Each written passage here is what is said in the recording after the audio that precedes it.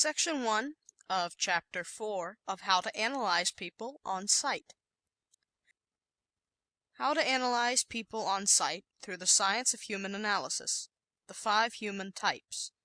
By Elsie Lincoln Benedict and Ralph Paine Benedict. Section 1 of Chapter 4. Chapter 4. The Osseous Type. The Stayer.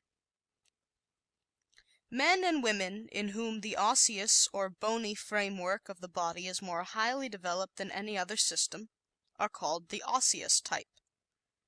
This system consists of the bones of the body and makes what we call the skeleton. Just as the previous systems were developed during man's biological evolution for purposes serving the needs of the organism, first a stomach sac, then a freight system in the form of arteries to carry the food to remoter parts of the body, and later muscles with which to move itself about, so this bony scaffolding was developed to hold the body upright and better enable it to defend and assert itself. Man is a creature who, in spite of his height, walks erect. He can do so only by means of the support given him by his bony framework. The human body is like a tall building. The muscles are like the mortar and plaster, the bones are like the steel framework around which everything else is built, and without which the structure could not stand upright. How to know him? Prominent ankles, wrists, knuckles, and elbows are sure signs that such an individual has a large osseous or bony element in his makeup.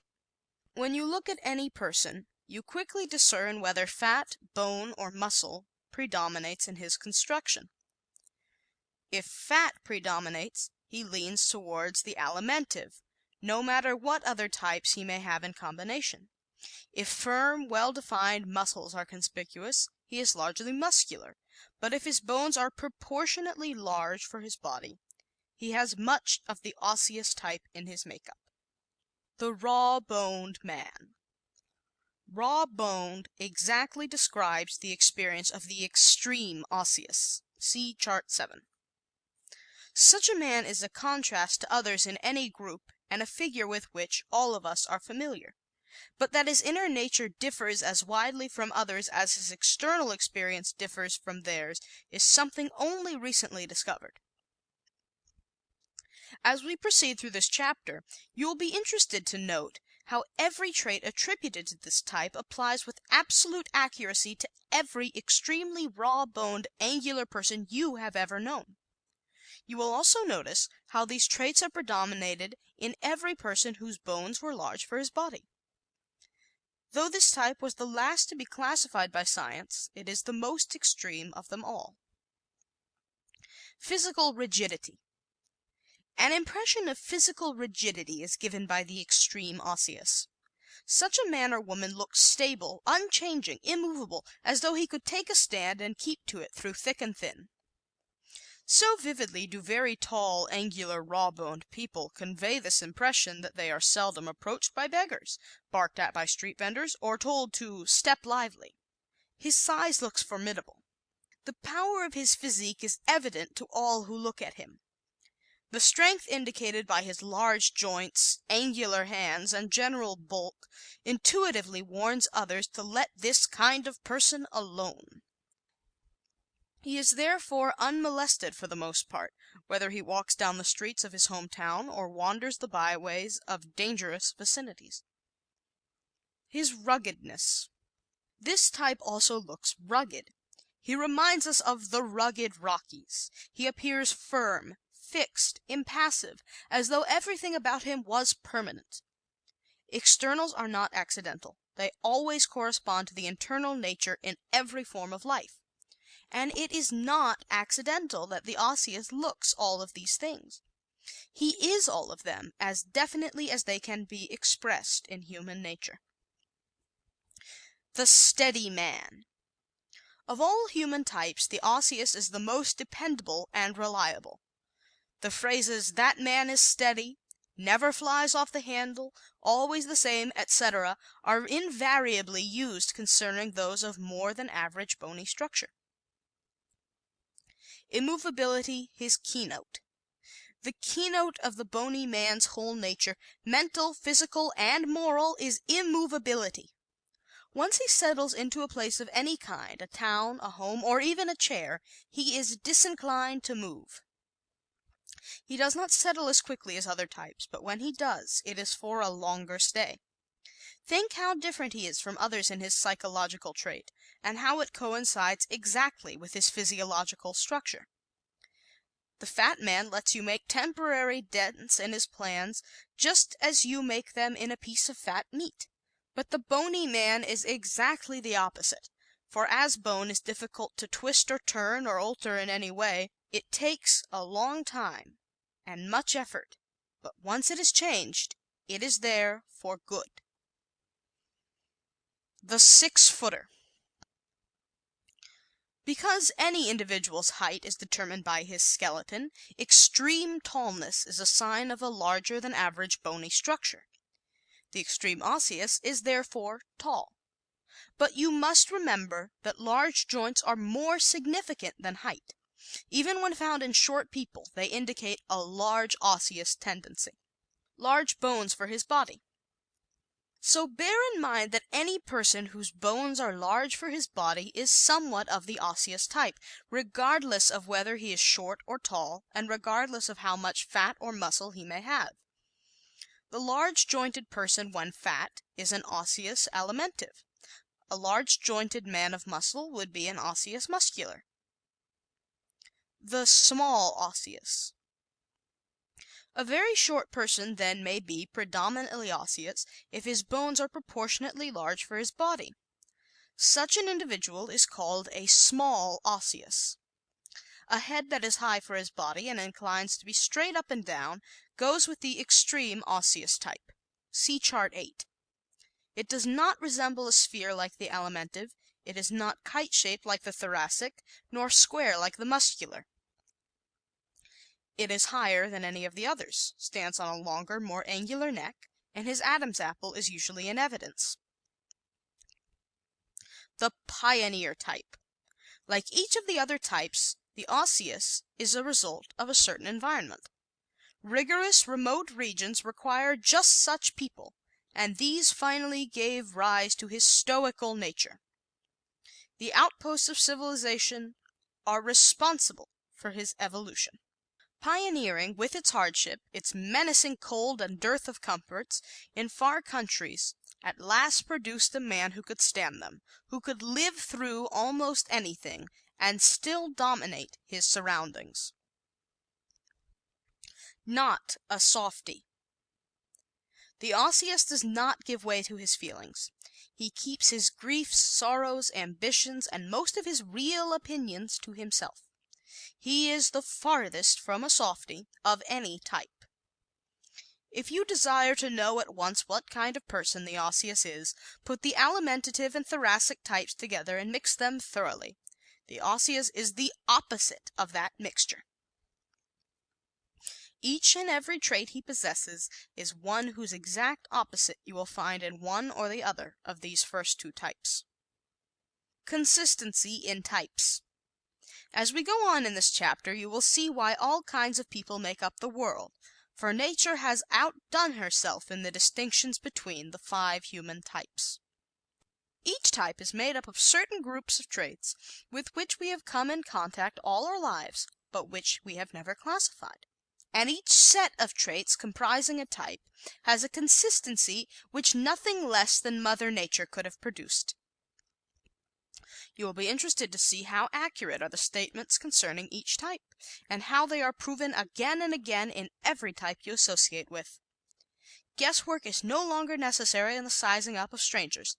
You can know them better than their mothers know them if you will get these nutshells of facts clearly in your mind and then apply them. His high cheekbones. Cheekbones standing higher than the average are always indicative either of a large thoracic or a large osseous element. If the distance between the cheeks is so wide as to make this the widest section of the face, it is probable that the person is more thoracic than osseous. But if his face is narrow across the cheekbones, and especially if it runs perpendicularly down to the jaw corners from that point instead of tapering, The person is large of the osseous type, built on the oblong. An oblong is what brings the Osseous to mind. His body outlines approximate the oblong, a squareness plus length. He is full of right angles and sharp corners. See Chart 7. His face is built on the oblong. See Chart 8. And if you will notice the side head of the next osseous man you meet, you will see that even a side view presents more nearly the appearance of the oblong than of any geometrical figure. The oblong hand. The gnarled hand well describes that of the osseous. The hand outlines of this type also approximate the oblong. See Chart 8. It runs straight down instead of tapering when the fingers are held close together. The hand of the osseous matches his body, head, and face. It is bony, angular, large jointed, and as rigid as it looks. The inflexibility of his hand is always apparent in his handshake. Knotty fingers. Knotty fingers characterize the hands of this type. Their irregular appearance comes from the size of the joints, which are large, in keeping with all the joints running throughout his organism. Everything in one of nature's creatures matches the other parts.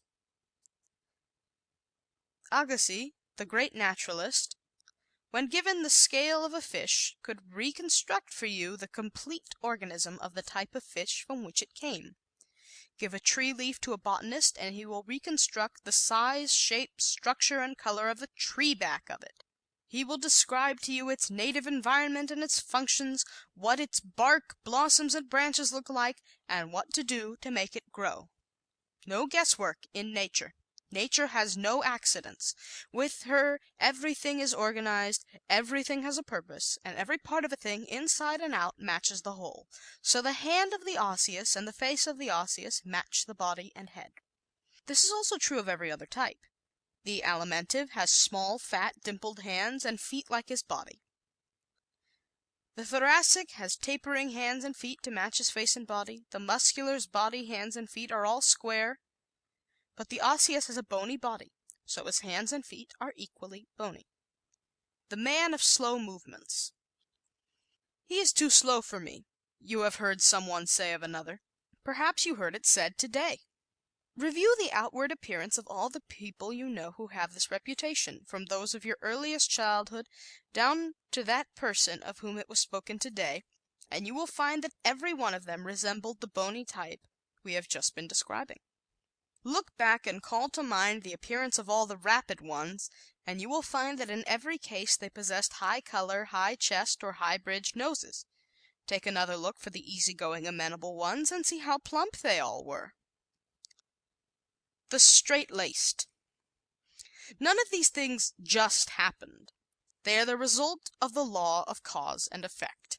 The connection between external and internal traits is becoming clearer every day, and reveals some very unexpected things. One that has been discovered very recently is that the straight-faced are the straight-laced. Notice for yourself, and you will find that every person who is really straight-laced is a person with a straight face, that is, a face with straighter up and down lines than the average. Think back over those you have known who come under this heading, and you will find no actually round-faced people amongst them. No matter how sanctimonious, religious, or correct a person may act when his position or the occasion demands it, if he has a round, moon face, he is not really straight-laced at heart. Anyone who knows him well enough to know his real nature will tell you so. The naturally conventional. The born Puritan, the ascetic, and the naturally conventional person is, on the other hand, invariably an individual of more severe facial outlines. This person may be in an unconventional position. Your straight-faced, severe-lined person may be a gambler, a bootlegger, or follow any other line defying the conventions, but he is at heart a conservative after all. For instance, you will always find when you know him that he does things in a way that is very conventional to him. That is, he has decided standards, rules, habits, and requirements, and he clings rigidly to them, in the transaction of his business, regardless of how lax the business itself may be. A certain way of doing things means as much to him at heart as it means little to the circular-faced people.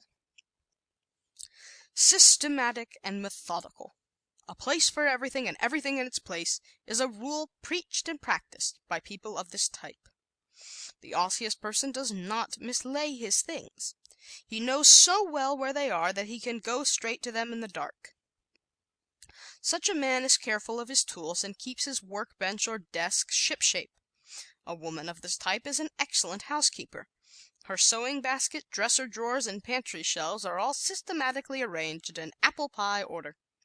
The typical New England housewife, who washes on Mondays, irons on Tuesdays, and bakes on Saturdays for 40 years, is a direct descendant of the Puritans, most of whom belong to this bony, pioneering type. The stiff sitter. Extremely osseous people are inclined to be somewhat formal in their movements. They make fewer motions than any other type. They do not wave their hands or arms about when talking, and are almost devoid of gesticulation of any kind. They sit upright instead of slumping down in their chairs, except when tall and lanky, and usually prefer straight backs to rockers. The osseous walk. The extremely raw-boned person also has a formal gait. His walk, like all his other movements, is inclined to be deliberate and somewhat mechanical. Nothing about the 5 types is more interesting than the walk which distinguishes each. The Alimentive undulates or rolls along, the Thoracic is an impulsive walker, and the Muscular is forceful in his walk. But the Osseous walks mechanically, deliberately, and refuses to hurry or speed up. The naturally poised. The Osseous has more natural poise than any other type. He is not impressionable, excitable, or arousable. Things do not stir him up as they do other people. He is more self-contained, self-controlled, and self-sufficient than any other. He is not easily carried off his feet, and seldom yields to impulse. It is difficult to get him to do anything on the spur of the moment. He usually has his evenings, Sundays, and vacations all planned in advance and won't change his schedule. Not given to nerves. Literally as well as figuratively, the Osseous is not a man of nerves. Every fiber of his being is less susceptible to outside stimuli than that of other types. In this he is the exact opposite of the Thoracic, whose nerves, as we have pointed out, are so finely organized that he is hypersensitive. Resists change. Osseous people do not change anything, from their hairdress to their minds, any oftener than necessary. When they do, it is for what they consider overpoweringly good reasons. These people are not flighty. They have their work, their time, and their lives laid out systematically, and do not allow trivialities to upset them. They take a longer time to deliberate on a proposed line of action, but once they have made a decision, adhere to it with much greater tenacity than any other type. The constant. People of this type are not fickle nor flirtatious. They love few, but once having become enamored, are not easily turned aside. It is this type that remains true to one love through many years, sometimes for life. The implacable. The Osseous are not prone to sudden outbursts of temper, but they have the unbending kind when it is aroused. Never forgiving and never forgetting is a trait of these people as contrasted with the Thoracic. The Alimentive avoids those he does not like, and forgets them because it is too much bother to hate. The Thoracic flames up one moment and forgives the next. The Muscular takes it out in a fight then and there, or argues with you about it. But the Osseous despises, hates, and loathes, and keeps on for years after everyone has forgotten all about it. The rock-bound Puritan type, as stony as the New England land from which it gets its living, is always bony. The implacable father who turns his child away from home with orders never to darken his door again always has a lot of bone in his structure. Those who refuse to be softened into forgiveness by the years are always of this type. Not adaptable. It is difficult for the Osseous to fit in. He is not adaptable, and in this is once again the opposite of the Thoracic. It is impossible for him to adjust himself quickly to people or places.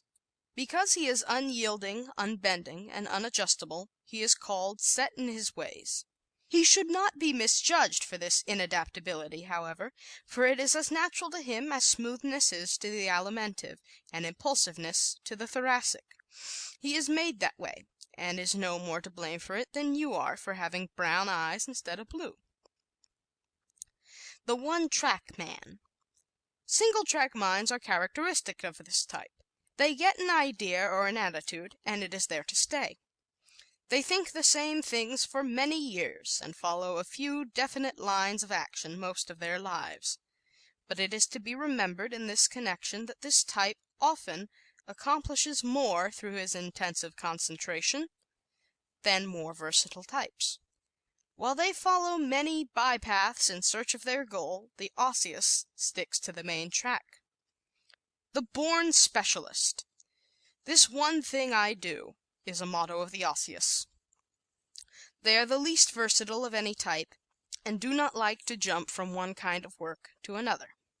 They prefer to do one thing at a time, do it well, and finish it before starting anything else. Because of this, the Osseous stars in specialties. End of section 1 of chapter 4.